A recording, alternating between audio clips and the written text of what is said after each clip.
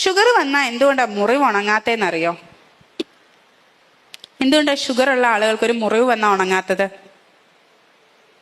Sugar കൂടുതലുള്ളതുകൊണ്ട് എന്തുകൊണ്ടാണ് മുറിവ് ഉണങ്ങാത്തത്? നമുക്ക് പഞ്ചസാര എത്രമാത്രം ഇഷ്ടമോ അത്രയും ഇഷ്ടമാണ് ഈ അണുക്കൾക്കും. മനസ്സിലായോ? നമ്മുടെ ശരീരത്തിലെ ബാക്ടീരിയാസിനും ഫംഗസിനും വൈറസസിനും ഒക്കെ ഈ മധുരം ഭയങ്കര ഇഷ്ടമാണ്. നല്ല വളക്കൂറുള്ള മണ്ണാണെന്നുണ്ടെങ്കിൽ കാട് നല്ലോണം വളരും. ആണോ അല്ലയോ? വളരും. അതുപോലെ തന്നെ നമ്മുടെ ശരീരത്തിൽ ഷുഗർ കൂടുതലാണെന്നുണ്ടെങ്കിൽ ഈ അണുക്കൾക്കൊക്കെ വളരാൻ നല്ല സൗകര്യം, അവരങ്ങ് കയറി വളരും. ഈ മുറിവിനകത്ത് ബാക്ടീരിയാസ് വളരും, അവര് ഇൻഫെക്ഷൻസ് കൂട്ടും, മുറിവ് പഴുത്തുകൊണ്ടിരിക്കും. അതുകൊണ്ടാണ് ഷുഗർ കൺട്രോൾ ചെയ്ത് വെക്കുന്നത്. എന്തുകൊണ്ടാണ് ഷുഗർ രോഗികൾക്ക് കാർഡിയാക് ഇഷ്യൂസ്, ഹാർട്ടിന്റെ പ്രശ്നങ്ങൾ കൂടുതലായിട്ട് വരുന്നതെന്നറിയോ? ഏറ്റവും കൂടുതൽ ഹാർട്ടിന്റെ പ്രശ്നം വരുന്നത്, ഈ ഹാർട്ടിൽ ബ്ലോക്ക് വരുന്നത്, ഹാർട്ട് അറ്റാക്ക് അഥവാ ബ്ലോക്ക് വരുന്നത് ഈ ഹാർട്ടിന്റെ ചുറ്റുമുള്ള രക്തക്കുഴലിലാണ് ഈ ബ്ലോക്ക് വരുന്നതെങ്കിൽ ശരിക്കും അവിടെ ആയിരിക്കില്ല ഈ ബ്ലോക്ക് തുടങ്ങുന്നത്. പലപ്പോഴും ഹാർട്ടിൽ നിന്ന് ഏറ്റവും ദൂരെയുള്ള നമ്മുടെ കാലുകളിലായിരിക്കും ഫസ്റ്റ് ബ്ലോക്ക് തുടങ്ങുക.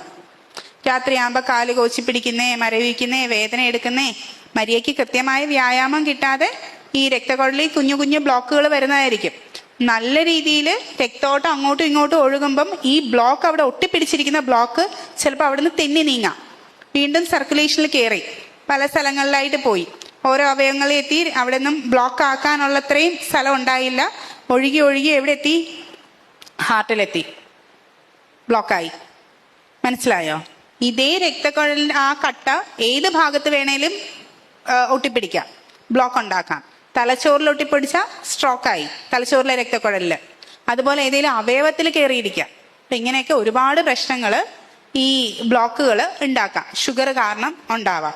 അപ്പൊ ഈ ഷുഗറിനെ ഇങ്ങനെ നമ്മൾ നേരത്തെ പറഞ്ഞ രീതിയിൽ കൃത്യമായ മെഡിസിൻസിലൂടെ, അല്ലെ കൃത്യമായ വ്യായാമത്തിലൂടെ, അല്ലെ കൃത്യമായ ജീവിത ശൈലിയിലൂടെ മെയിൻറ്റെയിൻ ചെയ്ത് കൊണ്ടുപോവുകയാണെങ്കിൽ ഒരു കുഴപ്പമില്ലാതെ ഇവരെ നമുക്ക് ഒരു രീതിയിൽ അങ്ങനെ അങ്ങ് പോവാം. ഓക്കെ. ഷുഗർ വരുന്നത് ആദ്യം തെറ്റല്ല, നേരെ മറിച്ച് അത് കൺട്രോൾ ചെയ്യാതെ അതിനകത്ത് മുങ്ങിത്താഴുന്നത് തീർച്ചയായും അവരുടെ തെറ്റ് തന്നെയാണ്. അതുകൊണ്ട് നിർബന്ധമായിട്ട് ഷുഗർ രോഗം കൃത്യസമയത്ത് കണ്ടുപിടിക്കുകയും അതിനുള്ള പ്രതിവിധികൾ എല്ലാവരും ചെയ്യുകയും ചെയ്യണം. Okay, thank you.